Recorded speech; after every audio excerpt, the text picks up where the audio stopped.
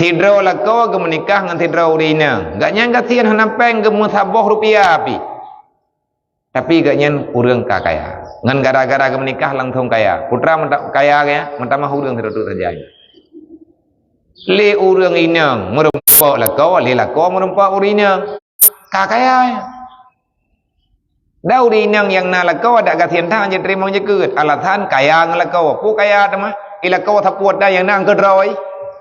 Ada droi tok na ditanya kira kaya na sebab usaha lanjut dan terima jaket le katanya urinang yang mentang na suami maka goyo menikah katanya be ya kegatian sebab gatian dengan kaya nyan hana urusan dengan mengkawin maka tiada ia daripada kami Nabi pegah punya urang hang gede menikah gara-gara ia kegatian ia ke papa nyan tercela sebab karena dalam Al-Quran Allah Ta'ala kalian pegah wa ma min dabatin fil ardi ila Allahi rizquha.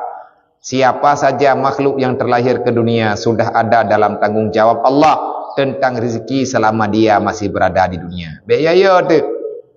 Makin le nak mian, makin jai peng ke beri Allah.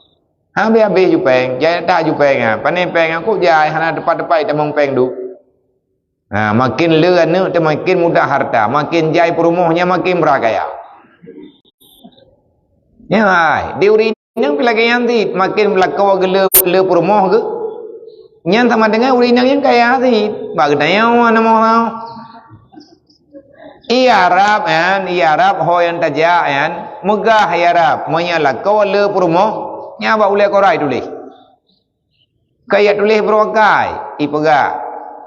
Nya urinang yang lakaw ke le perumoh, nala perumoh ke puak bo. Nya urinang yang teg debiuk luar rumah gagah. Rata urang ke pegah, ketetu urang berjalan. Kadang kele puka depu, mana? Lako ulung tanah permoh ke bodoh. Bungih ke bangga ke. Berarti suami lu, suami gue orang kaya. Tapi urang yang anak kaya hang kawin, nya ke pae anak joh-joh, anak yang kelok iko.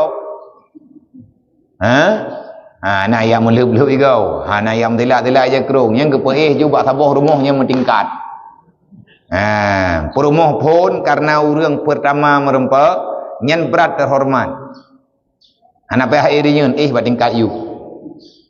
Merempak perumoh kedua, ketamah tingkat tabah truk. Berarti perumoh kedua tingkat 2. Merempak perumoh kelai, ketamah kamar tabah truk berarti. Yang berarti tingkat lahir tinggal. Perumoh kepuik kada bintang. Artinya mandumna kelebihan tergantung sudut pandang. Maya urang ramai anak miat le anak nyan hantam kepada oleh Allah Taala. Tanya ke dak pegak-pegak. Dia urang ya ke miat ramai anak miat ke. Dia tamang kabi. Enggak tamang kabi ke minta acara baik lahir anaknya udahnya. Ya ke papa, maka itu durhaka, tak boleh. Hai kamu ini daya. Nyawanya ilmu ku taboh nak ku mertu. Muta tu kuat dan mai. Elok mula benda. Ayo dah anu kamu. Hana payah mume, hana payah madeung. Lagi itu boleh ujian je peluang ju. Ai maknum marang bandro peluang ju ideni barok ideni no andi. Ya awaknya cukup cek-cek kan lu mah. Ini oi peluang-peluang geroi. Ia melicon-licon dengan dia mangka mangat. Hana payah ta madeung, hana payah ta mume, hana payah ta madeung. Ban lahir donya plung-plung juga roi. Anu ajaib. Tamu doa Allah Taala beri ta berdimang. Ai menanti awaknya mendu. Tekedim yang hana itu ho pegah palain kaya pegah balung, ya pegah bunda, ya pegah pada orang guru ini. Bipek.